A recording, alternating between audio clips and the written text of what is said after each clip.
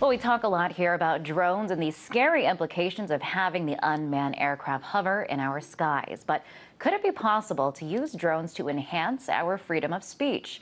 Well, that's exactly what a company called Rotary Robotics wants to do. Here's what they have in mind. They want to build these mini drones that weigh in at just 1 pound.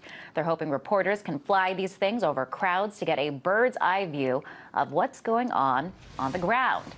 This is Rotary Robotics' website. It says, quote, "We are currently developing our first product, a $100 surveillance aircraft designed to bring airborne imagery to the masses.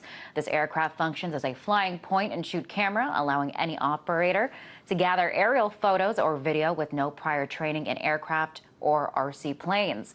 The aircraft is pre-programmed through a map-based application on your computer or smartphone." Let's talk more about these